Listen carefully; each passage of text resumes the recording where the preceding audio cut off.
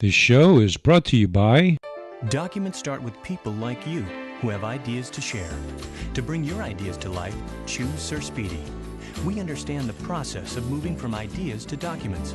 We have the expertise to enhance your vision and all the technology to make it happen. Whether your documents are electronic or printed, Sir Speedy's global digital network will help you create, manage, and distribute them more efficiently, wherever they need to go. Sir Speedy, we are documents. Hi everybody, thank you for watching. Joined by Vicki Bernard, who is the director of CASA, Court-Appointed Special Advocates for Abused and Neglected Children. Vicki, thank you for coming in. Thank you for having me. Oh, it's great to have you here. Vicki, why don't you tell us a little background on CASA, what it means, what it does? Well, like you said, CASA stands for Court-Appointed Special Advocate. It actually started back in 1972 from a judge in Seattle, Washington, who was a child abuse and neglect judge, handled child abuse and neglect cases, and just decided that there were too many players, too much information going on, and really wanted some extra eyes and ears to be out in the field to help him figure these cases out and do the best thing, in the best interest of the children. And he came up with this idea of community volunteers to come together and help in the courts. And so it was born then. That's great. Yeah. Now, CASA is unique from things like DHHR, Health and Human Services around the country, yes. Because Health and Human Services is very much about the family at large, you know, the whole family. But CASA focuses very specifically on the child. Right. And every other person's needs come second to the child's in CASA's perspective. Right. A CASA advocate is sworn in by the judge to present to the court what is in the best interest of the child.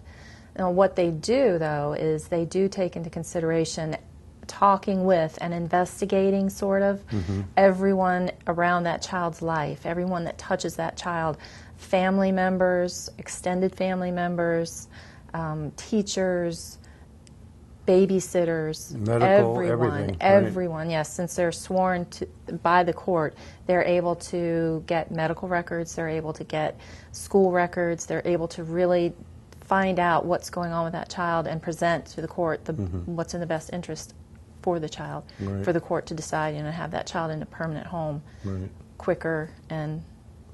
Now, I also understand that CASA, there's so many cases, but CASA generally takes only the worst, the most abuse, the most neglect. That's because cases. We don't have enough advocates to handle each and every child. That's our goal here in the Eastern Panhandle, is to move toward a better future for the children by having the community step in and become an advocate so that we can have one for every child. Right now, we have to take the worst cases. Yeah, but that's very commendable, because a lot of people would have taken maybe just the easier cases or taken cases, at random selected. But CASA specifically takes the absolute worst ones and focuses on them first. Certainly. Which is very commendable. How many reported cases of child abuse are there just in West Virginia a year? In West Virginia, the state, I don't know the state stats. I do know the Eastern Panhandle statistics for 2011 are around 2,400 cases reported to DHHR. And those are just the ones reported. Doesn't count all the ones that go unreported. That's right. That's pretty bad. That's a lot for this size population. Do you know any reasons behind it?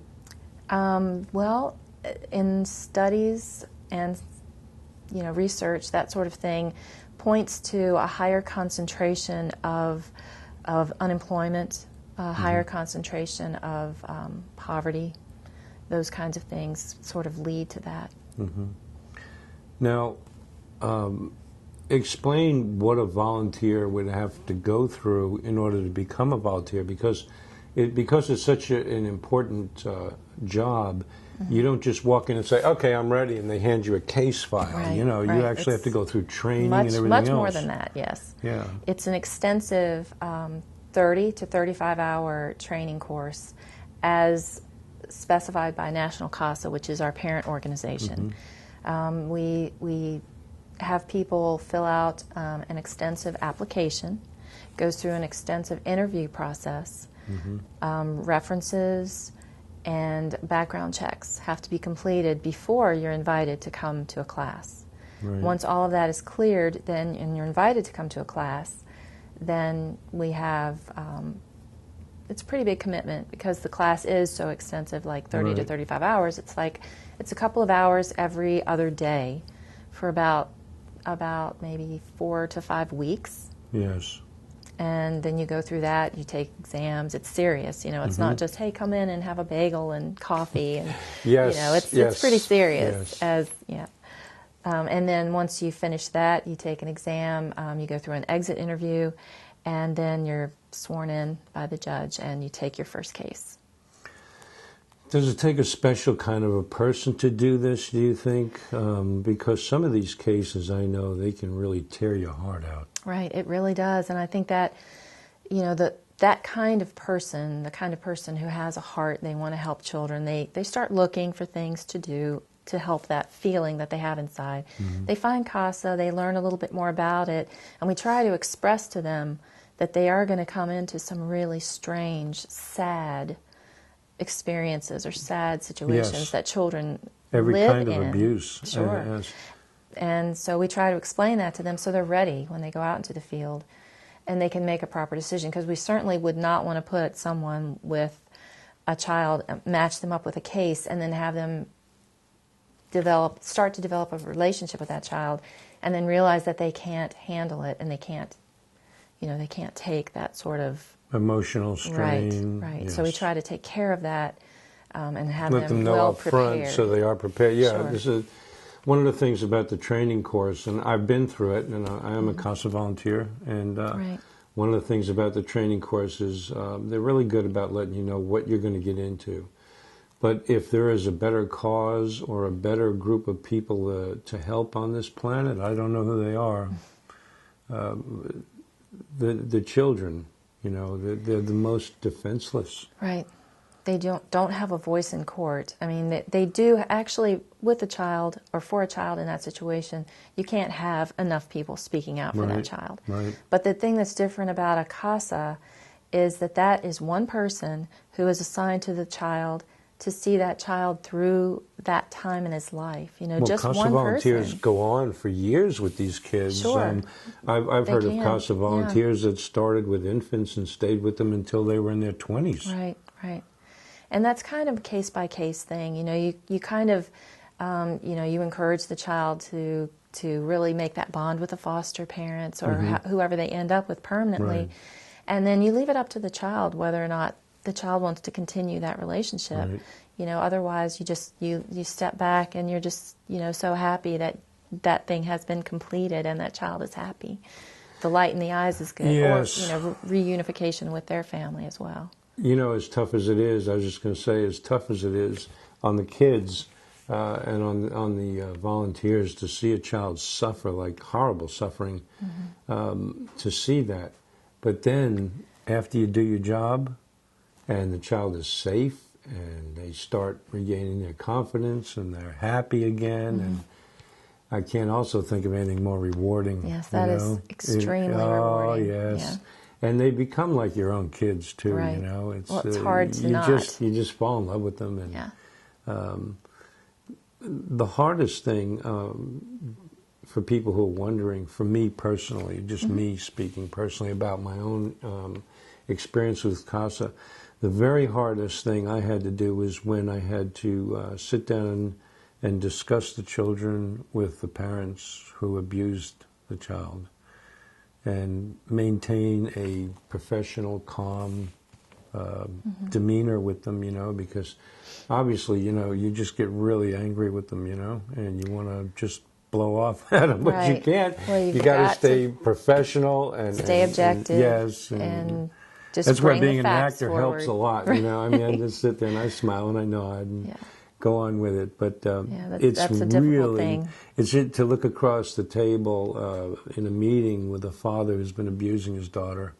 and not say what, you know, I don't have to tell you what goes through your head. I imagine you can imagine it already. Right. But to sit there and have to deal with that person and just maintain a professional attitude throughout. I've always done it, just in case you're wondering, but it gets tough sometimes not to say what you feel. Right. You know, like, how dare you, you know? Right. Well, you just have to trust that the information that you're bringing forward and the, you know, the thorough investigation that you've done, the report that you hand the court will ensure that those facts get brought out, the proper facts get brought out, and the judge sees the proper things, you know, and can make a really well-rounded educational decision. Yeah. Well, you actually facts. present your case in court to the judge. Yes. I know, and it's not always agreeable. I mentioned before, like with Health and Human Services, they're about putting the family together. And I remember one time in particular with me, I delivered my report to the court, and DHHR was really angry with me over it. And it turned out I was right, but they wanted to put the family back together. And I was very much against it. But you actually take your case to the court, and the judge will ask you your findings and opinions. You present them to the judge, and then he weighs that in with all the different factors, and ultimately determines, you know, what's best for the child. Right. And that's what makes it unique and makes it so good, is that it really is about the child. It's one of the few times where in CASA versus other organizations and groups where the focal point is the child. It's not anything else. It's not, oh, you know, let's try to reconcile them with this and that. And the idea is to give this child a better life, Right. and a safe, secure, permanent home, which is beautiful, you know. Right. And for you folks out there that are interested in maybe becoming a CASA volunteer, please check the information. You'll see it here on this webpage, and get in touch with Vicki and the folks down at CASA, because, God, they need help. Yeah, we need more volunteers. Actually, I'm pretty excited about, we have 3 ways that you can volunteer now. Oh, really? You can be the lead in a case, or we have a non-advocate support team now. Oh, nice. And now that's new. We I didn't also, know about that. right, because it's a difficult commitment, like we talked about. You know, sometimes people will come in and they really want to help. They really want to do something for children. They want to speak out and be a part. Right. However, they can't commit. We ask for a year. They can't do that, or they just don't have enough time. So one of the things for retention for the lead volunteers is to have an advocate support team. So we have those people who can't commit to the time but still want to help. They're a group, and they help the lead volunteers. That's brilliant. Yeah, so they actually end up going through the training as well, and go through just like they're a sworn advocate. Right. But they are a part of the non-advocate support team. That's something that we've just started. That's brilliant. So that's great. I like so that. if anybody can't commit to a year, we have this for you. And we also just launched an alliance where if you want to help and you just simply don't have the time to be a non-advocate, or the time to go through the training or anything like that, all we need is an email address for people who want to help us do mailers, stuff envelopes. Oh, God, the administrative end of what you do is huge. Right. Well, definitely the stuffing mailers would be great. That's great help. And making meals for our training, or not even meals, like little snacks if you like to cook or something like that, just something to be involved with CASA. And our events that we have coming up, we need numerous amounts of volunteers to make those happen. Yep. Now, you have an event coming up, right? Yes, we do. It's called the Superhero Fun Run, and it's the first of its kind in this area, and we're really excited about it. It's going to be October the 6th, and there'll be more information coming. But it's so exciting right now because it's of the time. You know, it's kind of around Halloween. Everybody's thinking about dressing up. So the idea for the run is that you get dressed up in costume. You can run in a cape. So I can put my little blue tights on with the big, with the D. Yeah, you I don't have have to an be S. I'll a put superhero. a D. You run for a child, for a CASA child. Is it okay if I And you're a hobble? I'm You getting can kind of walk. old. My You can running run or days walk. may be a little behind me. With my knees hobble. I can be the superhero. I'll be like Hobble Man. Right. Yes. Trip over my own cape, Yeah. fall down a lot. Yeah, but you know how children get, they Yes. all have a superhero. Yeah. Their favorite superhero. So you just come out in your favorite superhero costume and run for a CASA child and help support. That sounds great. And if you keep an eye on the community service announcements page, when all the information becomes ready, it'll be there. And of course, we'll put it out in our email blast. And for those of you who are watching who are not on our email list, please sign up and you'll learn what's coming up before everybody else does. So, now Vicki, you've recently taken over the helm of Yes. CASA. Now, you've been doing it how long? Since May the 7th, so 2 months? Yes. Almost 3, Now, actually. you've worked there before that. Yes, I was a volunteer coordinator for a short period of time. Now, what would you say is your biggest challenge since you took over? Oh, gosh, let's see. Probably learning and understanding the laws in West Virginia. It's very different than, Yes. I'm from Virginia, so it's very different than Virginia. But I'm learning. It's Some of them are a bit archaic. maybe. Yes, they are. I know.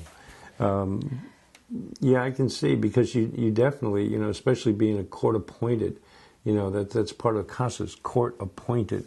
So you have to kind of stay very close within the structure of the laws. Oh, absolutely. So, Stay current with everything. Right. Right. and it's up to you to kind of see that all that happens. Yes. Yes. That's a tough job. Yeah. And you guys need some help down at the office? We just, through the Alliance or, through the non-advocate support team, just come on out and volunteer in any way possible. Anything else you want to say to the folks that are watching? Just thank you for all of the support that you've shown thus far, and just continue to help support CASA, lift up the voice of a child. They need it, and we really thank you for doing that. I'm not going to trot out any pictures of abused children. You've seen them. You know what it is. You know what it's about. And if there, like I said before, if there's any one group of people on this planet that need help more than any other, it's the children. They can't defend themselves. They're not big enough. They're not physically strong enough. And they live in the worst possible environments. And I'll let your imaginations take care of that. So please, if you have the time or any way at all you can help CASA, please do. This is one group that really needs your help. Thank you for watching, and I'll see you soon.